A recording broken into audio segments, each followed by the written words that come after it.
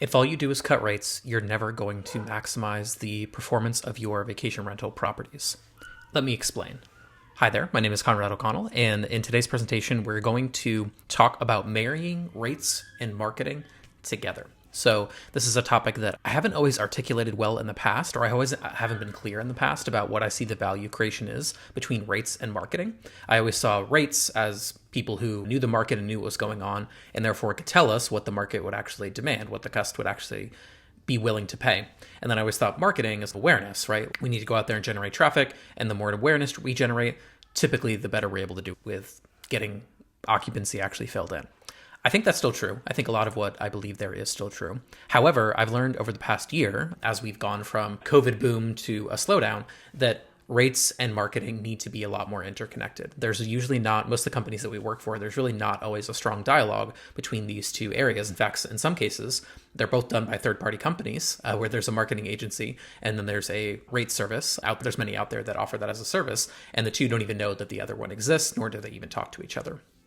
So I think this is something that can be drastically improved. And in today's little mini presentation, mini talk, I'm going to talk about the concept of marrying rates and marketing together so that you can actually maximize performance. So the famous quote goes, if a tree falls in the forest and no one is there to hear the sound, does it actually make a sound?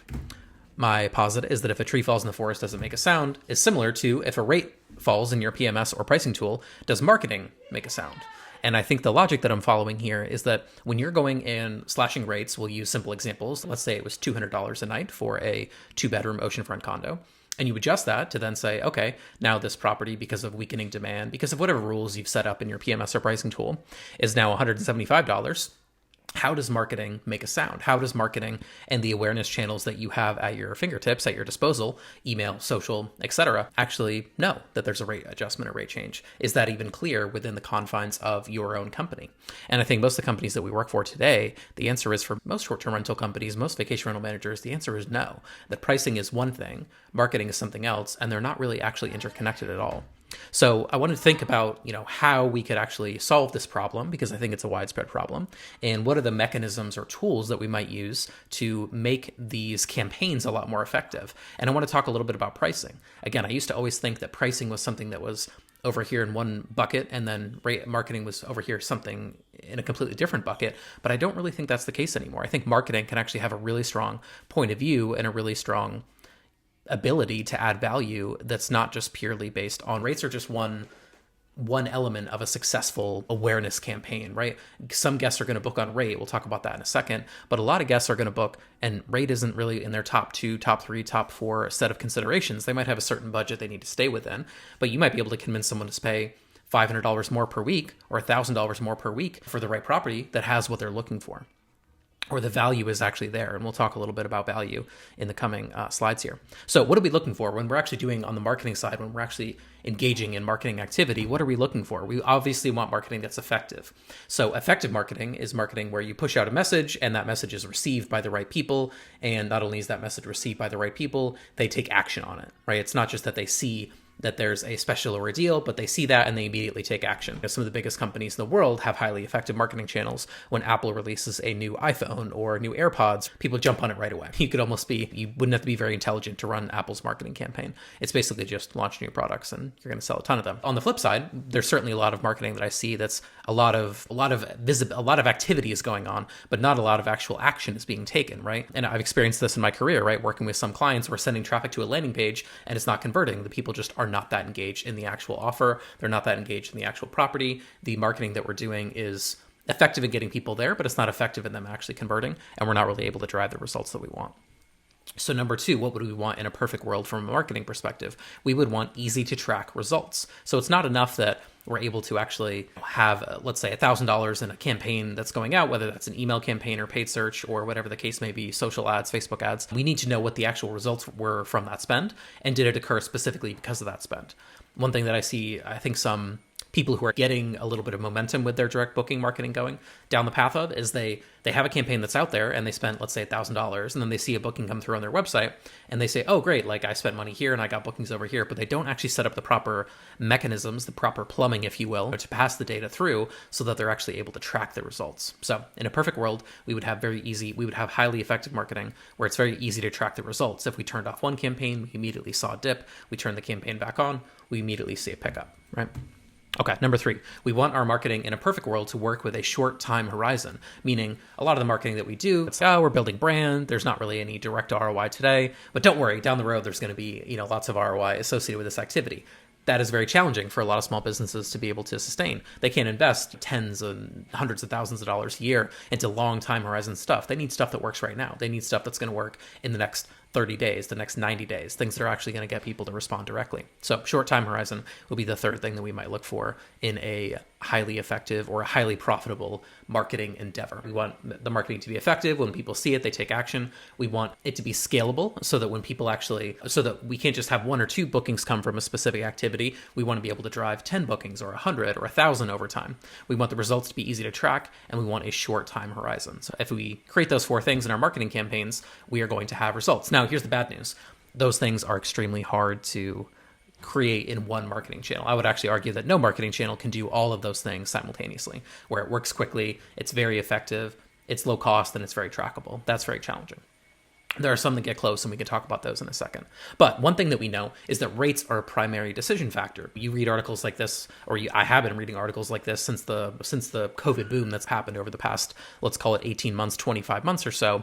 Here's a headline from Washington Post, vacations are painfully expensive now, but you can spot ways to save. Prices for flights, hotels, gas are on the rise. And then within this article, the author Hannah Simpson also mentions vacation rentals as well. Oh, you can book money. You can go on this listing site and find deals and things like that. Rate is obviously a primary consideration. It would be foolish for us to consider that rates are not one of the first things that people look at when they're considering booking, with you or with the competition, or they're considering booking with a professional property manager versus a single property host, or whether they're considering alternative lodging options, a hotel, whether they're considering staying in a vacation home. Rates are obviously a primary consideration factor. It would be foolish for us to think. However, I've never read a review, and I've read thousands at this point, that said, man, I'm glad I paid so little for this place. It's not what actually people care about once they're there, once they've actually booked the place, once they're actually excited to go and experience the vacation that they're on, leisure travel. They're never like, man, I got to get paid so little, I was happy about that. That's really not how they think, right? That's not how anybody thinks. They want great value, but value doesn't always equate to price, right? Price is what you pay, value is what you get.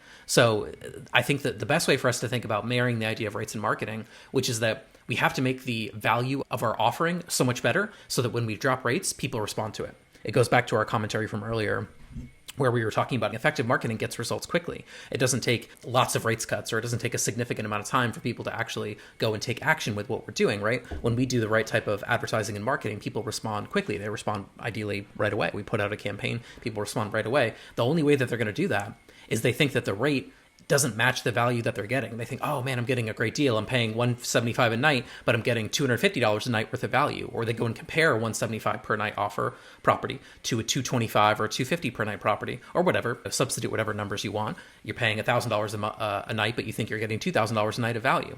So the experience is always going to be something that people are going to lean into. Experience is going to matter for a lot of people a lot more than rate or price. There's always the bottom feeders who will take the cheapest property, and that's the only thing they care about. They'll stay in the worst properties from a quality perspective, and that's fine.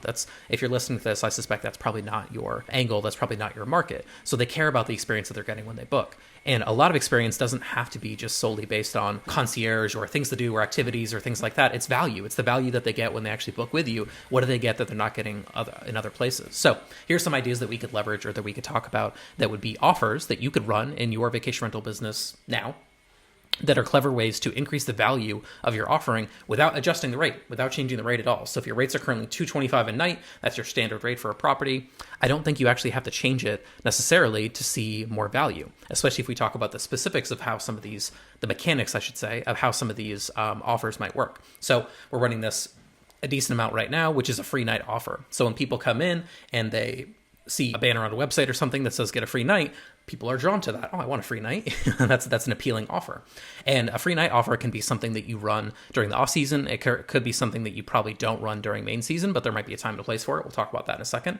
And a free night offer is usually you're giving away a night that wouldn't have booked anyways for the most part. So in a weekend destination, you say, hey, I'm always booking Friday to Sunday. That's no problem. I'm always booking Thursday to Sunday. That's no problem. So when you give away Monday, what are you really losing? I would argue very little at all in most cases, in most like weekend heavy markets. So a free night offer is usually something where you're giving away something that was typically not really being sold anyways, but it's value to the guest. So if you say, hey, my cabin is still $225 a night, my resort is still $225 a night, my vacation home is still $225 a night. However, if you book any 3 nights during these parameters, during these timeframes, I will give you a 4th night for free. We have a client right now who's running a campaign like this, but it's the 4th night is half price. So we're still getting a decent amount of value out of it. The guest is still getting, I believe, a good value out of what they actually are booking, but we're not giving away the full free night. We're giving that night away at half value. So if it was $225 a night, or I'll do $200 a night, I don't want to do any math here. We charge $100 for that 4th night on their ticket. So that's a clever offer. That's something that pretty much anyone can leverage in a weekend heavy market.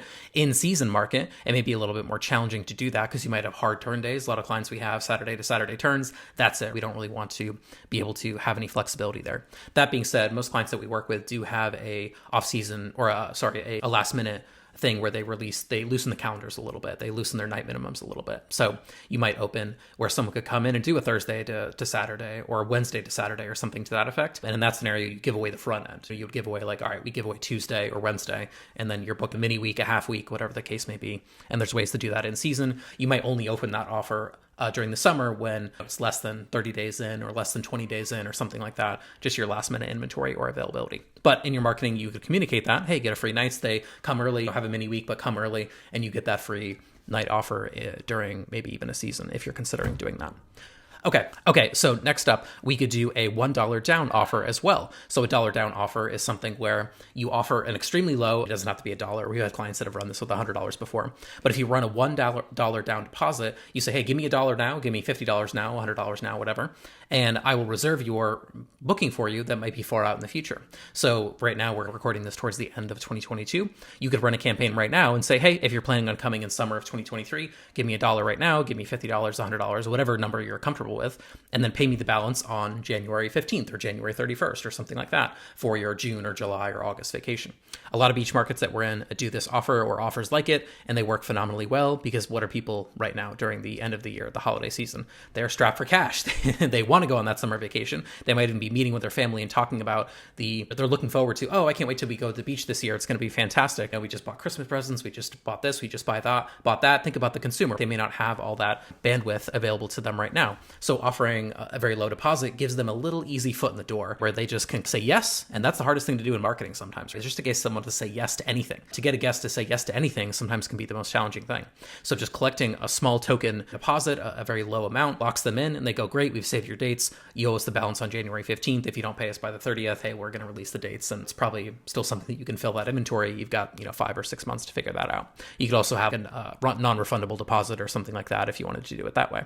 So another way of doing it, dollar down campaigns or low offer dollar down campaigns can be a great way to boost stuff in the summer when you're towards the end of the actual calendar year like we are right now. Okay, I think this one's most applicable to pretty much anybody, and I think it really leans into the idea of an experience, which is that free extras, the value that someone may get from a free extra doesn't always match the value that it costs you to deliver it. For example, I worked with a client years ago who started doing free beach gear. You would book the actual vacation rental home, and they would give away, I think it was in the home, there was like a kayak, there was maybe like a paddle board, there was chairs, there was an umbrella, there was a lot of stuff that you could bring in theory. Just throw it in the car, it's not that big of a deal, but you don't want to, right? No one wants to bring all that stuff. So the value of what they were giving them was maybe, okay, you go to a gear rental company and pay $75 to get the value of what they were offering you for like a week-long vacation or something like that. Maybe with all the kayak and paddleboard and stuff like that, it might be $200. These were $4,000, $5,000, $6,000 per week vacation rental homes that they were promoting. That's a decent amount of value that you're providing. However, people just don't want to deal with this stuff. They could just, we can get it from home, we can bring the one that we have, but they don't want to do that if they can help it. So the fact that it was there waiting for them, the actual monetary cost of delivering that might be $200. The value the guest got from having all the beach gear chair there ready to go, so that they arrive, they, got all their food, they got settled in the house, and they could literally just grab the beach chair, walk to the beach, have everything all set up there.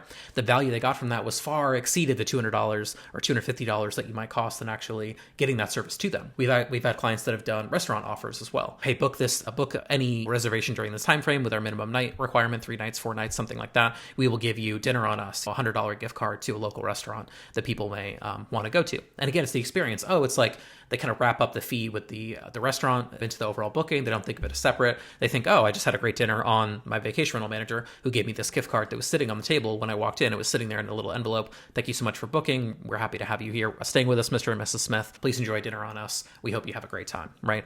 And there's a million things you could do here. We have clients in the past that have done, on the higher end, they've done car rentals. I don't know if you could do that now in this post-COVID world. This was a while ago. Very high value, right? Book any Prime week during this time frame, and we will give you a 7-night, 6-night voucher for a car rental. This was a client in Hawaii where a car might cost $700, $800, $900. Now these were $10,000 per week vacation rental homes, but people were, drawn to that because they were like, oh great, I don't have to worry about that as an extra expense. You need a car to go around many places in Hawaii. So this was a high value offer. There was more value in doing that than there was in doing other things. It was all bundled into one price, and that's something that you can leverage a lot of too. So I could give example after example right here. You could offer a package, come and stay here, and we're going to give you a tour and activity voucher credit coupon over here. We're going to give you the chance to go do this. We're going to give you credit to park at the national park for free if you could do something like that, right? There's a lot of things that you could do to actually create more value here, but extras may cost you X, but to the guest, it's X plus Y, meaning it may cost you $100 to deliver the extra, but the guest may perceive the value of that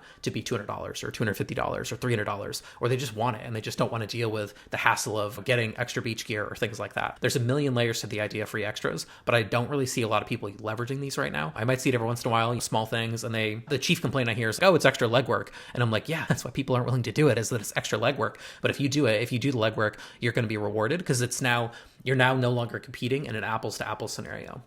I'm now no longer comparing property manager A versus property manager B, and they both have a 3-bedroom house that's in this general location, and one is $225 a night and one is $250 a night. You're now saying, when I book over here, I get XYZ. When I book over here, I just get X. So why would I ever consider really booking over there unless the difference in rate was just so significant that they felt like they had no choice and they could replace what you're offering? So if you tried these campaigns in the past, they didn't work, you didn't provide enough value. The guests saw that offer and they went, okay, it's not really that valuable. Maybe they don't like the restaurant that you were giving the gift card away to, or maybe they have their own beach gear and them hauling it doesn't really matter. So there's layers to this. You have to test it. Your market's probably going to be different than other markets. So these ideas that I'm giving here may not be copy and paste, may not fit into your model, but there's a lot of layers here to test, and you're not going to know until you go out there and try these things.